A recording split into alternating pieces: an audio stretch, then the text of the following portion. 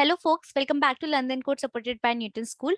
सो इस प्लेलिस्ट में हम सीख रहे हैं हैशिंग के बारे में। हैशिंग क्या होती है, कैसे की जाती है, क्या क्या यूज केसेस है, उनमें कौन कौन सी प्रॉब्लम्स आती हैं, जैसे कोलिजन कोलिजन हैंडल करने की क्या क्या टेक्निक्स होती हैं, कौन कौन से एल्गोरिथम्स हैं, उन एल्गोरिथम्स के क्या प्रोज एंड कॉन्स हैं, उन एल्गोरिथम के जो कॉन्स हैं फॉर एग्जाम्पल क्लस्टरिंग, उनको कैसे रिजॉल्व करते हैं। So we have covered about a lot in this playlist and this is going to be the last video for this playlist. In this video, we are going to cover about rehashing. So rehashing क्या होता है? Rehashing is a technique जिसके through आप dynamically अपना जो hash map है उसका size change कर सकते हो।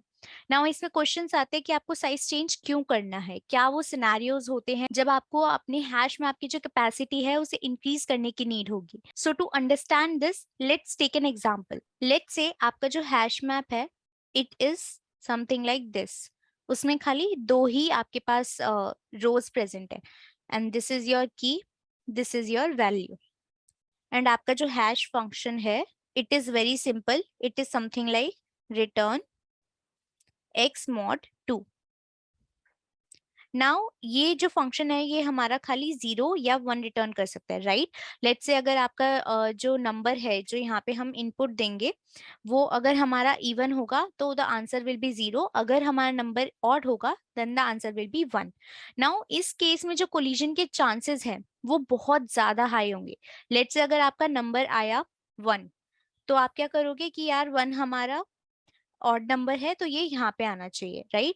नेक्स्ट हमारा नंबर आया 2 तो 2 is a even number so ये हमारा 2 यहाँ पे आना चाहिए। जैसे ही हमारी थर्ड वैल्यू आएगी लेट्स से 3, यहाँ पे हमारा एक कोलिजन हो जाएगा एंड दिस इज 100% श्योर कि कोलिजन होना ही है क्योंकि हमारा जो हैश मैप है वो कंप्लीटली फिल हो गया। डजेंट मैटर हम नेक्स्ट वैल्यू इवन दे रहे हैं या ऑड दे रहे हैं, हमारा कोलिजन होना ही होना है। So in such cases it is better to change the capacity of your hash map to increase the capacity of your hash map than handling collision. ऐसा क्यों? क्योंकि लेट से इन फ्यूचर आपके पास और यहाँ पे वैल्यूज आई तो क्या होता रहेगा, आपकी जो ये लिंक लिस्ट है अगर लेट से आपने कोलिजन हैंडल किया है सेपरेट चेनिंग के थ्रू तो आप क्या करोगे, इस वैल्यू को सिंगल वैल्यू रखने की जगह यहाँ पे एक लिंक लिस्ट या फिर वेक्टर ऐड कर दोगे, राइट। एंड जितनी भी हमारी यहाँ पे वैल्यूज होगी उसको सेम की के कॉरस्पॉन्डिंग ऐड कर दोगे। सो यहाँ पे 0 के कॉरस्पॉन्डिंग लेट्स से 0 भी आ जाएगा, 2 भी आ जाएगा, 4 भी आ जाएगा, 6 भी आ जाएगा, जितने भी इवन नंबर्स हैं वो ऐड हो जाएंगे। एंड 1 के कॉरस्पॉन्डिंग भी जितने भी हमारे ऑड नंबर्स थे वो ऐड हो जाएंगे, राइट। तो अब इससे क्या होगा, जैसे ही हम अपने फाइंड ऑपरेशन को कॉल करेंगे, जो हमारे फाइंड ऑपरेशन की कॉम्प्लेक्सिटी है वो एक्सपेक्टेड कॉम्प्लेक्सिटी तो O ऑफ 1 थी, but now it will increase to greater than O of 1। क्यों ऐसा क्यों हुआ? क्योंकि कोलिजन की वजह से जो नंबर ऑफ एंट्रीज थी एक की के कॉरस्पॉन्डिंग वो इंक्रीज हो गई। एंड ये नंबर ऑफ एंट्रीज क्यों इंक्रीज हुई? क्योंकि हमारे हैश मैप में इनफ स्पेस नहीं था टू एकोमोडेट दीज एंट्रीज। जो हमारा हैश फंक्शन था वो दो ही वैल्यूज हमें प्रोवाइड कर रहा था एंड उन दो वैल्यूज के अलावा जगह भी नहीं थी। सो रीहैशिंग में हम क्या करते हैं, the steps for rehashing are steps for रीहैशिंग।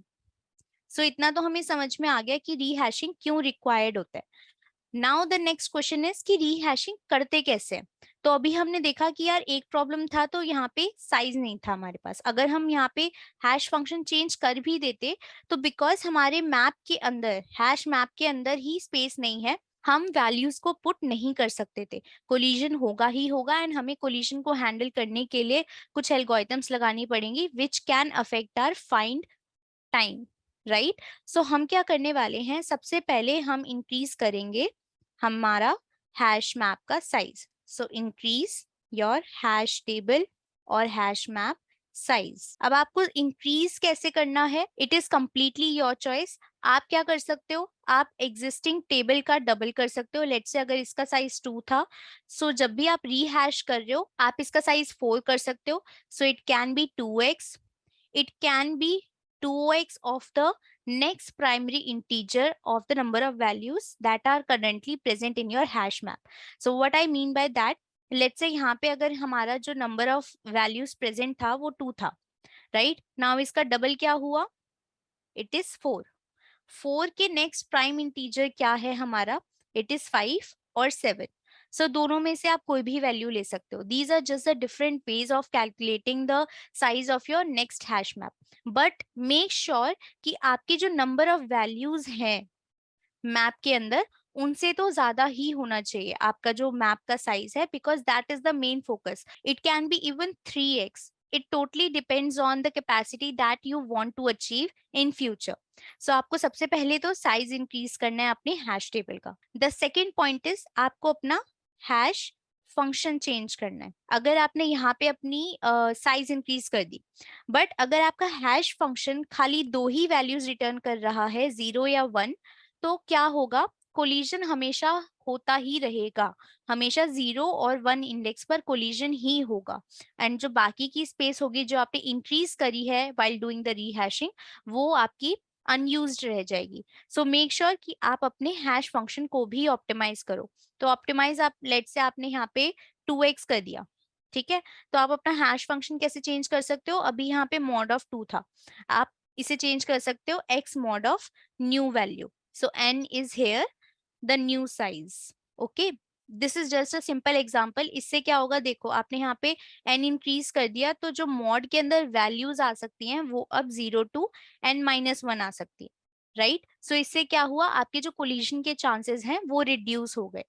तो सेकेंड इज आपको अपना हैश फंक्शन चेंज करना है. And the third pointer is आपको जितनी भी वैल्यूज आपके हैश मैप में प्रेजेंट है उन सबको रीहैश करना है. सो रीहैश एग्जिस्टिंग वैल्यूज. नाउ ये क्यों करना है, क्योंकि देखो आपने अपना हैश फंक्शन चेंज कर दिया. नाउ जब भी आप अपना फाइंड ऑपरेशन अप्लाई करोगे, आप सबसे पहले आपको जो वैल्यू फाइंड करनी है उसके कॉरस्पॉन्डिंग आप जो हैश की है उसे कैलकुलेट करोगे using this hash function. Now अगर आपका ये हैश फंक्शन ही चेंज हो गया, सो अब क्या होगा, लेट्स से आपकी जो वैल्यू थी वो x थी. प्रीवियसली जो आपका हैश फंक्शन था उससे हमारी हैश वैल्यू निकली थी a, एंड आपने a के कॉरस्पॉन्डिंग x को डाल दिया था in your hash table. But now as your hash function has change, x के कॉरस्पॉन्डिंग आपको हैश की मिलेगी b, and you will say कि यार b इंडेक्स के कॉरस्पॉन्डिंग तो मेरे हैश टेबल में वैल्यू प्रेजेंट ही नहीं है. तो ऐसा क्यों हुआ, क्योंकि आपने अपनी एंट्रीज को रीहैश नहीं किया. तो आपको जितनी भी एग्जिस्टिंग एंट्रीज हैं उनको रीहैश करना है. Now the next question is when to rehash. So एक चीज होती है यहाँ पे which is known as load factor. Name से ही समझ में आ रहा है, लोड फैक्टर का मतलब आपका जो हैश टेबल है वो कितना लोड ले सकता है. So let's say if n is your number of entries जो आपको पुट करनी है इन your hash table, and capital N is your number of rose present in your hash table, number of रोज या फिर number of buckets. Load factor is denoted by the symbol lambda and it is n divided by capital N. And अभी हमने देखा it should always be less than equal to 1. That means n should be always less than equal to capital N. इसका मतलब ये हो गया कि capital N जो आपकी नंबर ऑफ रोज है वो हमेशा आपकी जो नंबर ऑफ एंट्रीज है उनसे ज्यादा होनी चाहिए.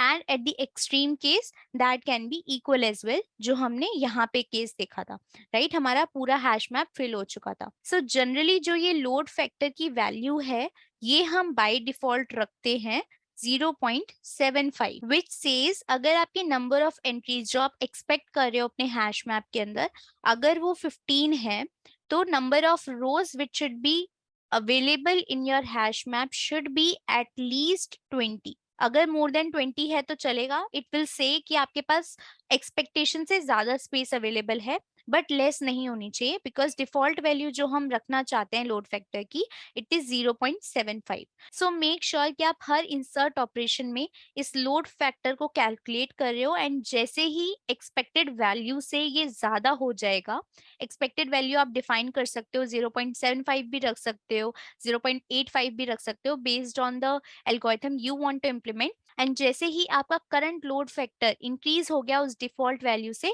You have to apply rehashing. So that's it for today's tutorial. I hope आपको ये अच्छा लगा होगा, आपको समझ में आया होगा रीहैशिंग क्या होती है, कैसे इंप्लीमेंट करते हैं एंड क्यों इंप्लीमेंट करते हैं. सो अगर आपको ये वीडियो अच्छा लगा हो, don't forget to subscribe to our channel, share this video with your friends, and मैंने डिस्क्रिप्शन में न्यूटन स्कूल का full stack web development course का लिंक भी डाल दिया है. सो अगर आपको डीएसए प्रैक्टिस करने के साथ साथ डेवलपमेंट भी सीखना है, then you can definitely enroll in that course. There is no upfront fees required. You can directly enroll in the course using the link which is available in the description box and start learning development as well. So see you in the next video.